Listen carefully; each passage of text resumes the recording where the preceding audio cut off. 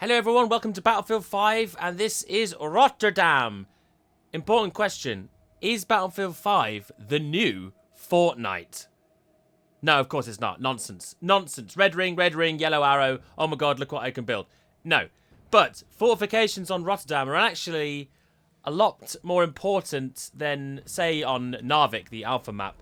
And let's have a peek and see why. Starting at D, we have a little mince about here. So D has like 3 ways in that you can literally completely lock off with fortifications.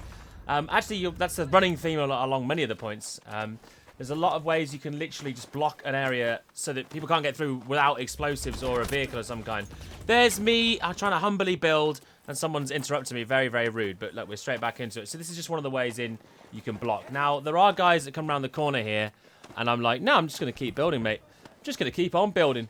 Unfortunately, that red one there means it didn't build, so he could just see me through it and kills me. That was foolish.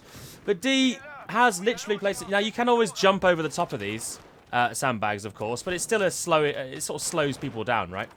Unless, of course, you're playing as support, and you can build the associated defenses in front of the sandbags, which are barbed wire sort of ring meshes that you can't jump over, and they actually damage you if you try and jump over them. So here we have A. Now, I'm going to speed this up because it takes a long time. Me, Bong, I think it was Tommy, T999, we're just building up A. You can essentially fortify it all the way along underneath. It's like a railway bridge, right? So you can more or less fortify it all the way underneath. Cheeky break. You'll have a break from building, you know. Can't be doing it all the time, but once the break's over, whistle on, bosh, straight back into building. Got to build up A. So it actually, to be fair, it is really useful in that it just completely blocks line of sight onto the capture point for A. You can capture above on the railway bridge, however, so you still got to be wary of that. Oh, there's a tank. Fire a Panzerfaust, miss, no problem. Guess what? Back to building. Fog rolling in as well. The dynamic weather here in full effect on Rotterdam. You've got fog and a rainstorm as well, which is really cool. So I think that's all you can do on A. You can basically just fortify the middle. I'm not playing a support here, so I couldn't do the extra fortifications. However, now we're switching over to support using the FG42, which, by the way, is mad. So look forward to using that in the beta. And we're going to go head over to the C flag. So the C flag's sort of enclosed in a little square, right? And just take a look at this street here now in front of me. Just have a look. Just remember that. Remember that street. So now we're in the C flag, clearing it out. Once we've cleared it, bosh, let's decap it, recap it, and begin the building. So again, there's about 4 ways into the flag. You can literally completely block it off there with the sandbags. And you can block off these ways as well. So we're going to continue the building. Now, interestingly, I sort of saw out in this street, I was like, oh, wow, there's a lot of stuff to build here. So, speed it up. Let's bob the builder, the scheisse out of this. And as you can see, I'm building tank traps, the razor wire, all the sandbags. So, because I'm playing as support, you can build extra defenses. You know, it took me a few minutes to build it all up.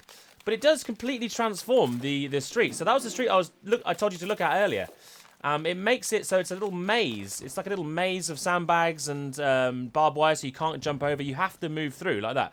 So that street's now completely transformed, which is actually pretty cool. Whether people actually do this in the game, I don't know. But as a support, you should be looking to do that. Moving up to the bridge near the sea point as well, you can build tank traps to stop any tanks, surprisingly, just careering over the bridge. The tanks can destroy the tank traps, but it will slow them down and give you an opportunity to get rid of them. There's also a lot of defenses outside the sea point next to the river. Now, as you see the river move... I'm dead. Who interrupts building? Oh, here's a good example of building a barbed wire to stop people jumping over. You see, if that wasn't built, you'd be able to jump over that, but support can build that. Great.